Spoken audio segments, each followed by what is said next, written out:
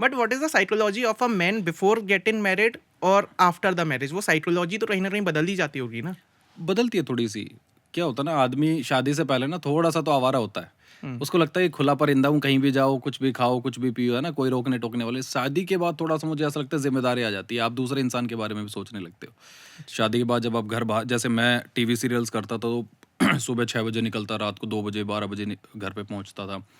मन में ये ख्याल रहता कि यार वो अकेले कैसे रह रही होगी, क्या खा रही होगी, सो गई होगी क्या, फ़ोन करूँ क्या? तो ख्याल आता है। आपको अपने अलावा भी एक इंसान है आपकी ज़िंदगी में।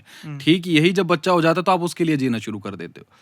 तकलीफ़ तब होती है कि शादी होने के बाद जब एक पति-पत्नी एक-दूसरे के साथ रहने की बजाय एक-दूसरे में कमियाँ निकालना शुरू कर देते हैं।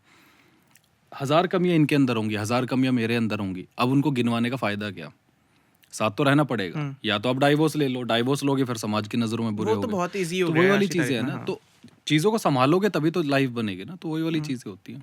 प्यार का नींव क्या होता है? प्यार का फाउंडेशन क्या होता है? आपको ट्रस्ट करना है, आपको रिस्पेक्ट करनी है, आपको इंसान को समझना है और इंसान को पूरा का पूरा केयर देनी है।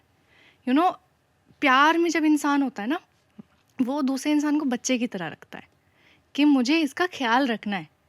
अब वो अपनी ज़िंदगी में कुछ भी करेगा, कैसे भी करेगा, मेरे मेरे को ट्रस्ट होना चाहिए, मुझे इनके बारे में पता होना चाहिए।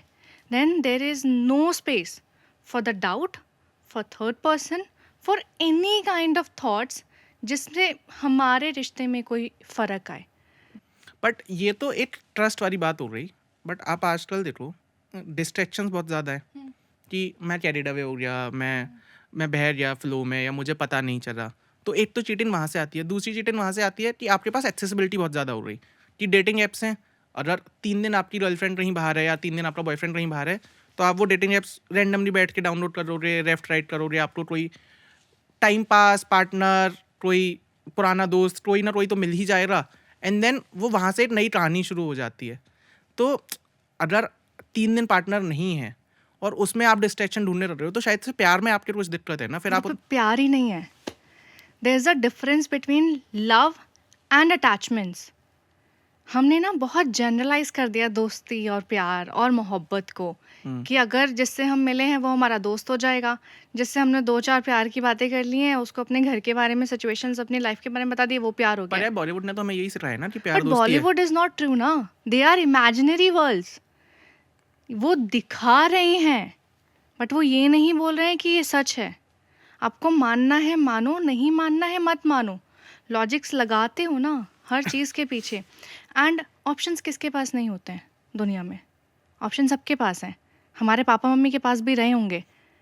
लड़का लड़की इस दुनिया में भरे पड़े हैं। तो it is in your soul कि आपको डिस्ट्रैक्शन की तरफ जाना है, उसको ढूंढना है या देखना है या नहीं देखना है। अगर आप ही सच्चे नहीं हो तो then you can not question other person. And also अगर आप खाली बैठे हुए बम्बल, टिंडर, जीवन साथी और बहुत सारी ऐप्स डाउनलोड बहुत कर ऐप्स हैं, सकते हाँ। हो, then you can also enroll into some courses जिसमें आप खुद की डेवलपमेंट करो। अगर ज़्यादा ही खाली वक्त है तो अपने आप को काबिल बनाओ, ना कि दूसरे में काबिलियत ढूंढो। दूसरा काबिल बन जाएगा, बट आप क्या कर रहे हो अपनी ग्रोथ के लिए? Why people love you? आपके लिए क्यों आए लोग? आपके पास क्यों आए? आप बहुत अच्छे दिखते हो, ठीक है, कब तक दिखोगे? कभी तो बूढ़े होगे। आप बहुत अच्छा कमा रहे हो, कब तक कमाओगे? कभी तो बूढ़े होगे। आपके अंदर का क्या है?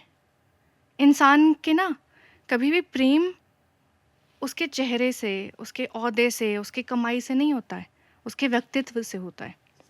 You start liking a people, liking a person just because of the face. आप उससे बस जुड़ जाते हो, you start liking it, but you love a person from the nature. आप उसको और उसके अंदर की आत्मा से प्यार करते हो, and that is called love. And when there is love, there is no space of doubt, detachments, distractions and धोखेबाजी।